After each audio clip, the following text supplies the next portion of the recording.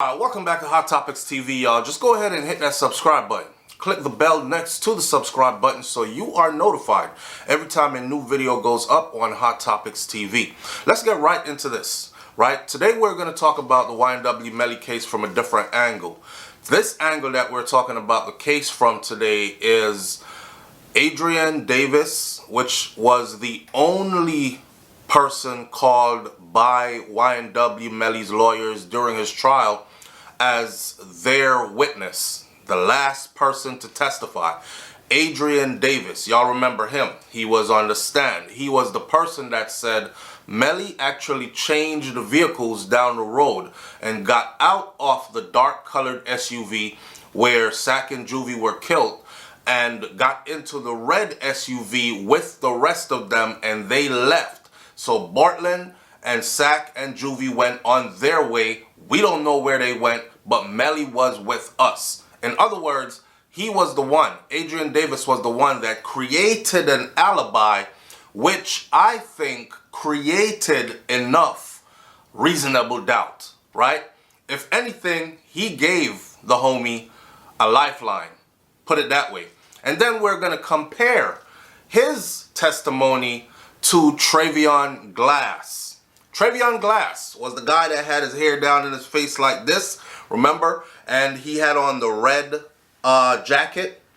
Right, he had on the red jacket, and he was the one that said Melly did not get in their vehicle in the red SUV. He was not in the red SUV with us at any time throughout the entire night. There's a conflict of stories there. Here's what we got going on. One of these guys can potentially send YNW Melly to his death, which is the death penalty, or give him life in prison. The other one can potentially free him. These two guys and their testimonies are probably the most important part of this whole moving thing. So let's get right into it, right? All right, I got a couple of papers, footnotes, just so I'm making sense to you and I keep myself on track. Now, I'll let you know this before I even start. I made sure I got up early this morning. Right now it's 5 a.m.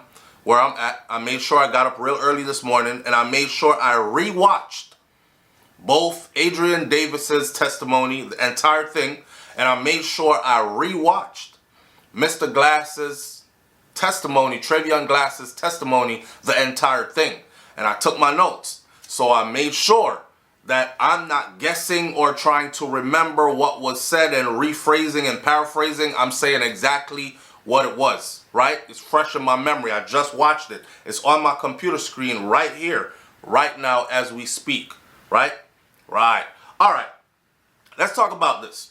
So, we said one can potentially get him life in prison and the other one can potentially free him.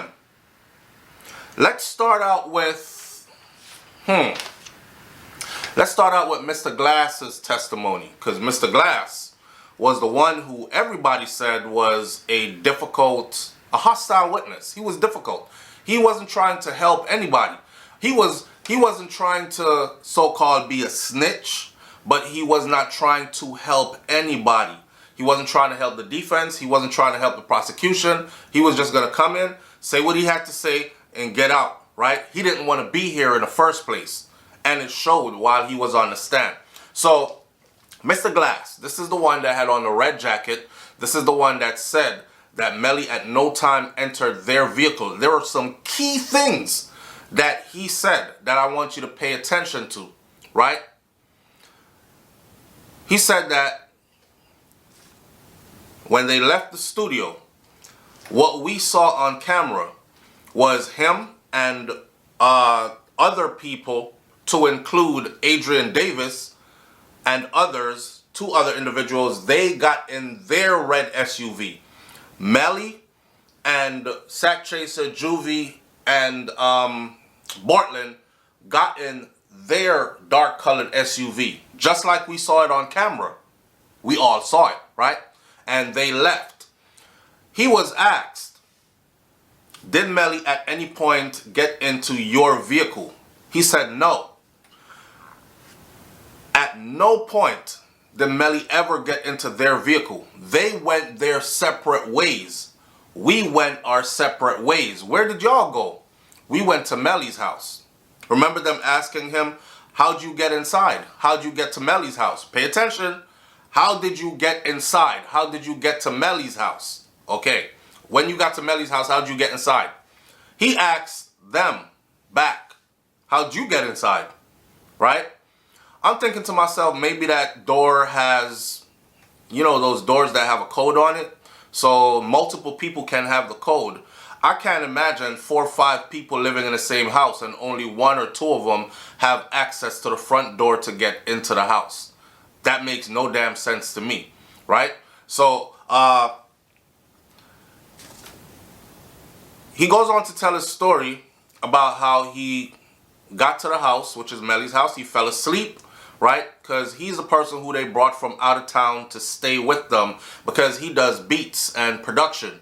And they brought him there to do some music work. So he got a spot in the house. He's about to go lay it down because everybody was falling asleep in the studio. They were all tired, whatever. His phone starts going off. He said his phone starts going off, and while his phone is going off, like the umpteenth ring, he picks the phone up. And that's when he was hit with the news that Sack and Juvie were killed, right? He said they went to the hospital. Who took y'all to the hospital? How did you get to the hospital? He said Drew, the cameraman, took him to the hospital. There was a part where he said he was at Fredo Bang's house with the same people who entered the Mitsubishi. He goes to the hospital after getting the news. Notice, Melly is nowhere in sight. The same people that entered the Mitsubishi, not Melly. He goes to the hospital, taken to the hospital by the cameraman after getting the news. He comes back to Fredo Bang's house. When he gets back to Fredo Bang's house now,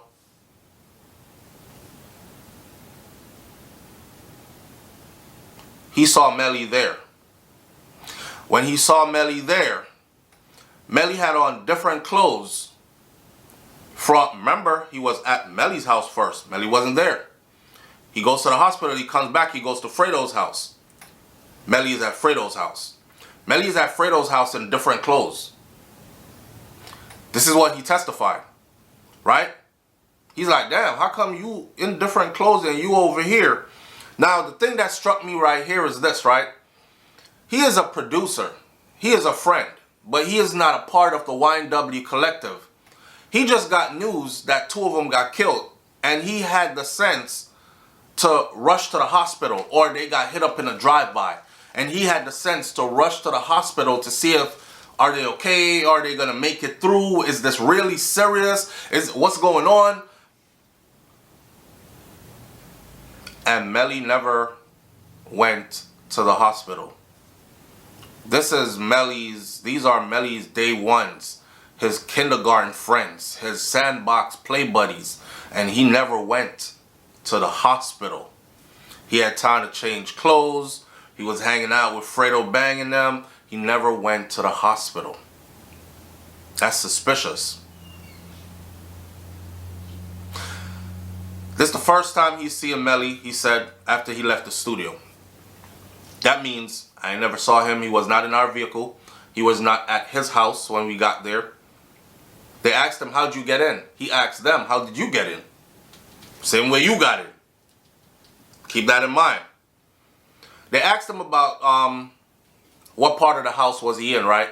He said, I was in the back of the house. And I was grieving. Very importantly, he said he was grieving. He was the only one that was grieving. That's also very telling. I'm seeing Melly. He has on different clothes. The news is now out. I'm the only one that's grieving. Wow. And you got on different clothes. Wow. He went back to the back of the house. He continued grieving. He said that they left. This is when he's at Fredo's house now, right? This is where he saw Melly. and they left, and they came back, and they left again, and they came back. Twice. All right. His testimony seals up the fact that Melly was not in that red SUV. He did not change vehicles down the street. He remained, just like the tracking for the cell phones tracked his cell phone to when he called Fredo Bank, dropped his location, come pick him up. Right. That was revealed in court, right? Okay. So he remained with that vehicle according to Trevion Glass's testimony. And you know the funny thing is, there's this thing right here, Jamie King, which is his mom. Jamie King, YNW Melly's mom, throwing shots at Trevion Glass, who's set to take the stand on Monday. This is Jamie King. I'm looking at the computer, right? It says pest control. Who called about? And then there were rats. 1, 2, 3, 4, 5, 6, 7, 8, 9 rats, and a dead skull with bones going through it. You know, there are people under that comment. This was done from her account, right? r/YNW Melly. 25 days ago, okay. The people under the comment were saying stuff like, this woman needs to learn to shut up her mouth if she wants her son to even have a chance to beat this case. Another person says, damn, this bitch dumb, bro. I see why Melly is in the predicament he is in now. Another person says, LOL, why is she calling him a rat? I thought Melly was innocent. Exactly. I want Melly free, but what is there to rat on if he is innocent? So, I don't know if she, looking at it, I don't know if it was supposed to be for Glass or she was just putting that there, right? A lot of people are saying it was for Glass.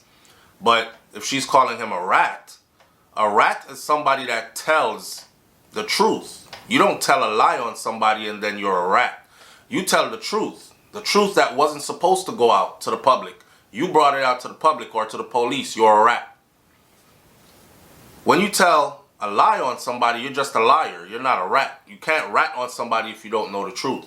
I thought that was kind of suspicious given that post. All right. I got another question before I move on to Adrian Davis's testimony and show you how this all ties in. There were satchels, 2 satchels that were in that car that went missing. Of course, we already know that the gun went missing that committed this murder because they don't have that gun. But contrary to popular belief for a lot of people who think that you cannot get a conviction because you don't have a murder weapon, just go look inside of the prisons. There are a lot of people in there who were convicted of murder and they never found the weapon that they used to commit the murder. Not only that, if the law was set up that a murder weapon had to be found in order for someone to be convicted of murder, all of us would be able to commit murder. All we had to do was drive down to one of these big old overpass bridges that goes over the Mississippi River, one of these big rivers, and sling that shit. And that's it. Drive to another state and throw it in the bushes. Or drive to another state and throw it in a river. Or throw it in some deep waters. That's it. They would have never found it and you would never be convicted. So obviously the law has room to allow a conviction without finding a murder weapon. So I'm sick and tired of seeing y'all saying it. They don't have a murder weapon anyways. Let that man go. Set him free. Get off it. Okay? There's enough circumstantial evidence. There's enough digital evidence. There's enough forensic evidence. All combined with these testimonies put together that makes it a solid case. Okay. Now, I want to know where the satchel's at. And this is a dead giveaway for Bortland and Melly. If your car is shot up and you're on your way to the hospital and you claim that your car got shot up, pop, pop, pop, pop, pop, and you're driving and you duck these gunshots and then you look around, the person who shot at you, they're gone. You look around, you seen your two homies are shot fatally, or they look like they're about to die. You're no doctor, you don't know. Your adrenaline's pumping, you're trying to get away, and you head right to the hospital. And you run inside like you saw him do on video, right?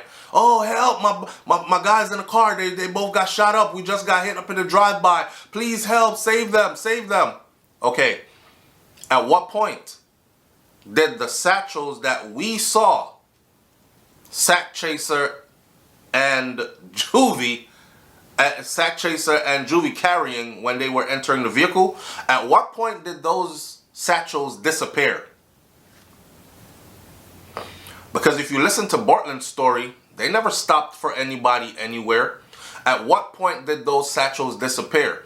If he drove that car straight to the hospital, like he said, right? Remember, Bortland already spoke, right? He was interviewed the same day and he was interviewed after. Where did those satchels go? You telling me the two bags jumped out the car as you were being shot up and you were on your way to the hospital? It clearly shows that you stopped somewhere, you took time to put on a jacket, you took time to remove some things from the car that clearly were seen going into the car when you were leaving the studio. What was that all about? Alright, let's go to Adrian Davis's testimony. This is the testimony. Adrian Davis is the last person that testified. He was the person that testified on behalf of YNW Melly's team. He presented himself as a friend. He presented himself as somebody who would tell the truth. Here's his story. He basically said, I know y'all seen us getting in our separate vehicles on camera. I got in the red vehicle along with Glass and other individuals, and we went, and Melly got in the vehicle with Sack Chaser, Juvie, and the rest of the YNW collective, and they went their way. But what you didn't see was somewhere down the road, we stopped, and Melly got out of that vehicle and got into the red vehicle with us, and we went on our way with Melly, and we left Bortland. So we don't know what the hell happened with Bortland and those bodies in the car. We left him and we took Melly. Another part of this, they asked him, where'd you go? He said, we went to Melly's house, and everybody was tired. So, you know, we racked out. We went to go to our separate corners where we sleep. Melly went to his room and we laid down and we were about to sleep, or we were getting some sleep, when we were awakened by these phone calls and the bad news. Okay. The part that struck me is when he said that we were already dressed and stuff. Because she asked him, so what happened after you got the news? You know, we started grieving and whatever. And we got up out of our sleep. We were already dressed. And so we left and we went to Fredo's house. And again, I'm saying, you left and went to Fredo's house. Glass went to the hospital. It's on record. He went to the hospital to go check on those guys. If y'all cared so much about those guys, why did y'all leave and go to Fredo's house from Melly's house? According to Adrian Davis. Why would y'all go there? Why didn't y'all be like, why wasn't Melly like, yo, take me to the hospital real quick. Yo, something just bad just happened to my homie. Take me to the hospital real quick. That would be anybody's first instinct who actually cared and wasn't trying to cover up something. Take me to the hospital real quick.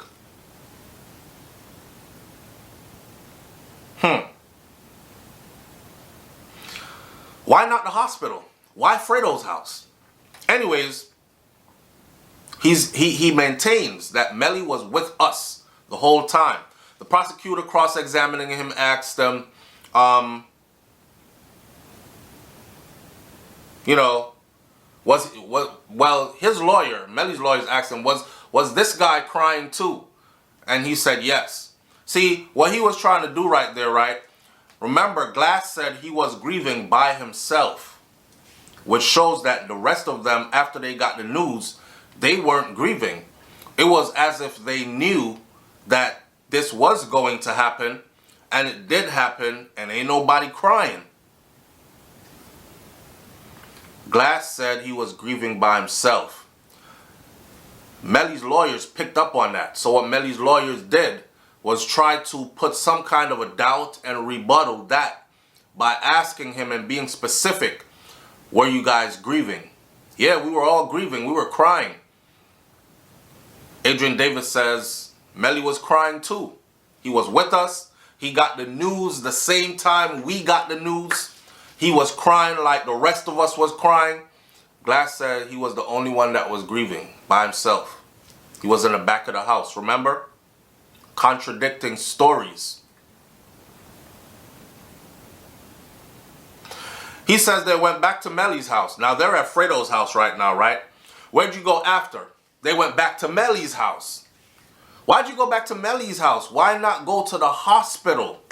And the lawyer has the nerve to ask him, were you aware of any contractual agreements that Melly had to do a video shoot later on that day, would say in a couple of hours, because now daylight's breaking?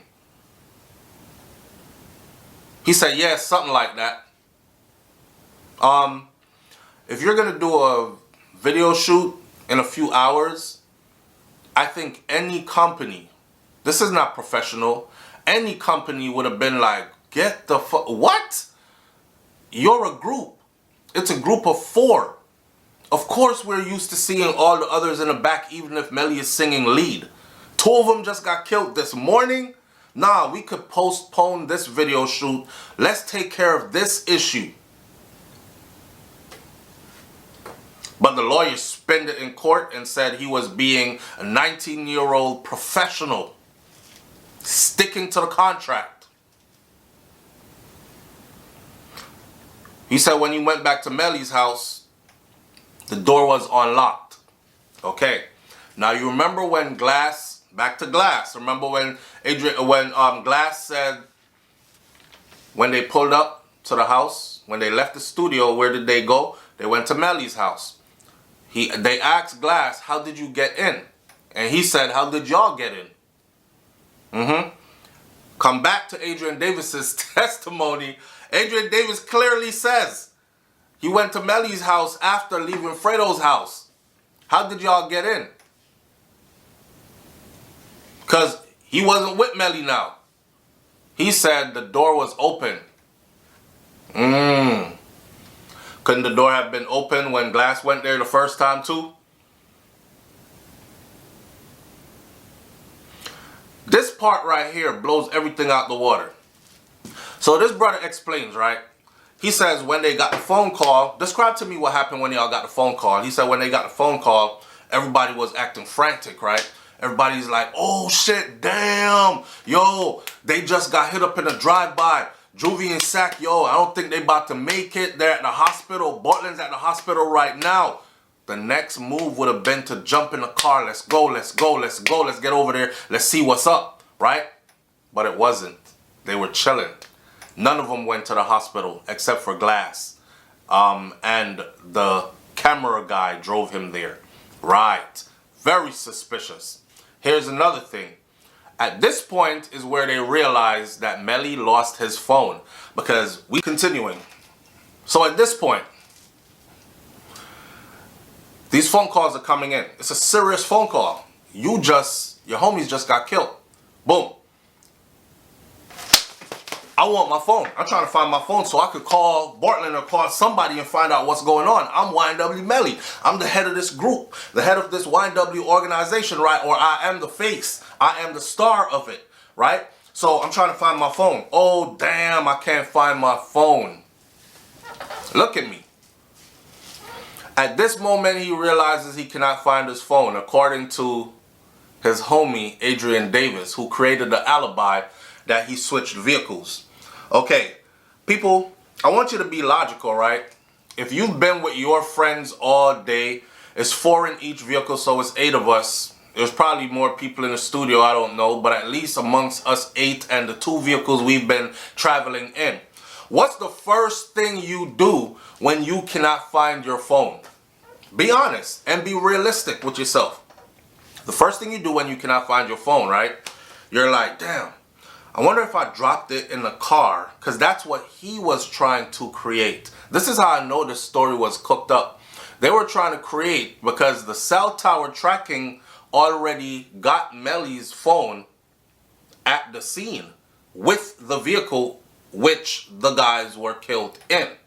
So in order to save Melly, his team will now have to separate him from that phone and show that the phone was there, but Melly wasn't there. He dropped the phone when he switched vehicles. Damn, you just got out of the vehicle randomly just like that, switched vehicles, went into the other vehicle? Yeah, he got out to pee, is what his attorney said in court. He got out to pee and then decided, I'm going to just go in the other vehicle. Y'all go ahead. And it was that moment that he had dropped his phone, and he didn't realize until they were home sleeping and were awakened by phone calls that the vehicle had been shot up and might have lost 2 members of the group. And this is when he started looking for his phone when everybody else's phone was going off. He's like, I can't find my phone. Damn, my phone is in that vehicle. A couple of things are wrong here, okay? First of all, Melly's phone was tracked further on that day. That video shoot that they did, I believe it was done in Cocoa, Florida. That video shoot that they did later on during the day, the video shoot that I said it could have waited, that video shoot, you see Bortland is there, right? Right. That means Bortland must have left the hospital after he was interrogated by the officers and went to that damn video shoot. But how did Melly's phone end up there at that video shoot? Because the cell tower tracking tracked it all the way to that video shoot, which clearly means that the phone was always with Melly. The car was confiscated by law enforcement at the hospital when 2 dead bodies came in the car. Right. So Bortland running into the hospital, my friends got shot. He wouldn't have had time to go look in the back seat and search and let me see if I find Melly's phone in here. Okay, I'm going to take the phone and keep it with me, and then I'll give it to him later when I see him. That's not what happened. The phone was with Melly the whole time. Right.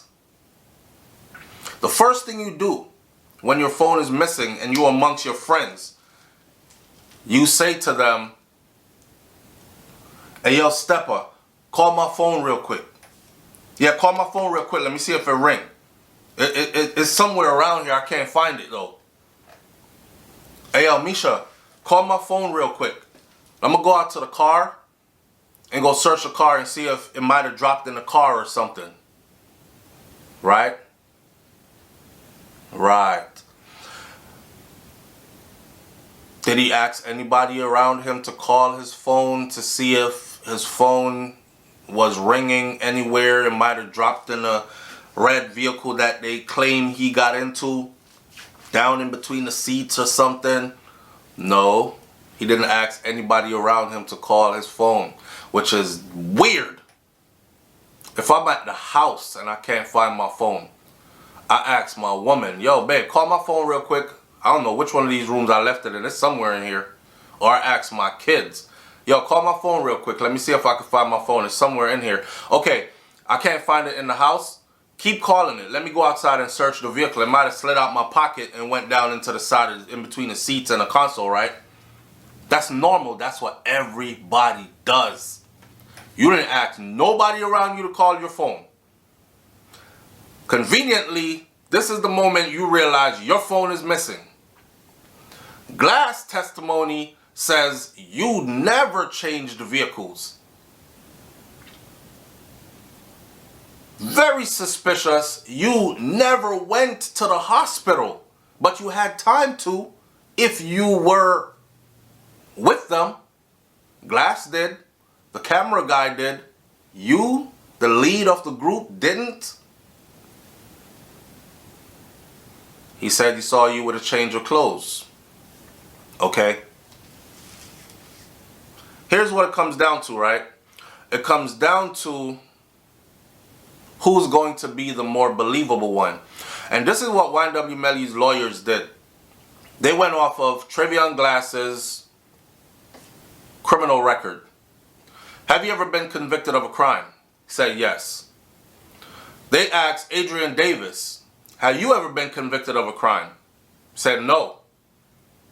So we're now supposed to believe that because Trevion Glass, the one with the red jacket, because he has been convicted of a crime before or has had his run-ins with the law, and Adrian Davis, the last person who created the alibi for Melly, never had a run-in with the law, that he is more believable than... So basically what they're saying to the jury is, are you going to believe a convicted criminal over somebody who has never had a run-in with the law? Do you see how that plays out? Right. Now, I should ask you this. Because somebody has been convicted of a crime before or even done time in prison before, does it mean that from that day forward, everything they say is a lie? Does it mean that they're no longer somebody that is believable or credible? That's the story they're selling us. That is how they tried to discredit the testimony that I believe was the nails in the coffin for YNW Melly. The big question at the end of the day was, did Adrian Davis, the last person to testify, did Adrian Davis commit perjury? Perjury is when you go to court, you raise your hand, you say, I swear to tell the truth, the whole truth, and nothing but the truth, so help me God. And you put your hand down and you lie. You can be held, you can be arrested, you can be charged, you can be imprisoned for it. Especially in a double homicide case. My gut feeling says YNW Melly's lawyers knew that the only way to save him, that's why they came with just one person. Doesn't matter who you bring. The only way to save YNW Melly was to create doubt that he was still in that car. Because we all saw him get in the car. And the way they did it was by convincing or trying to convince everybody using Adrian Davis, because he was there, that look, Melly got in the car with us down the road. So he wasn't there. And yes, he was with us crying when we all got the news. Yes. They don't want to go off Glass's story, because Glass's story, like I said, that's the nails in the coffin for YNW Melly. And remember, Glass was there. Now here's another thing. There is video footage slash still picture of the guard shack. So wherever they live, there's a guard shack which you have to check in at the guard shack or go through there before you go into the area where the people live. It's a gated community, right? Okay. Just as Glass testified, Glass said, I fell asleep in the car. On our ride from the studio to the house, to Melly's apartment or Melly's house, I fell asleep in the car. Well, I fell asleep in the car, but I did wake up once. And the one time I woke up, they asked him, where did you wake up? He said, I woke up at the guard shack when we were checking in to get in. You know what's funny? They have a still pic of they zoomed into the car, and Glass is seen very much awake like this, eyes wide open, in the car, just like he said he was. So it all comes down to, who do you believe? Do you believe that Adrian Davis, the last person to testify, the person who testified for YNW Melly and his team that claims that Melly switched vehicles, do you believe that he committed perjury, he told a lie, and his team felt like we have nothing else to save him other than to risk it all, commit perjury and tell this lie? Of course, at the end of the day, his team is going to say, we had nothing to do with that. We didn't tell that man to say that. Or are you going to believe Glass? Trevion Glass. And his story that at no point, and remember, Traveon Glass wasn't trying to help nobody. He wasn't trying to help the defense or the prosecution. He just, hey, I'm going to say it like it is and get up out of there. At no point did Melly ever get into our red vehicle. They went their separate way. Are you going to believe that? Or are you going to believe Adrian Davis that they stopped down the street and Melly switched vehicles and got into their vehicle? Like I said in the beginning, one of these can potentially get Melly the death penalty or life in prison, and the other one can potentially free him. Which one are you rocking with? I'll catch you on the next video. It's Hot Topics TV. You already know if the topic is hot, we're on it. And right now, the YNW Melly shit is hot. It's trending. It is what we're talking about. And I think we're going to be talking about it and breaking it down and trying to understand it all the way until his new trial starts. I'll catch y'all on the next video. I'm out. Peace.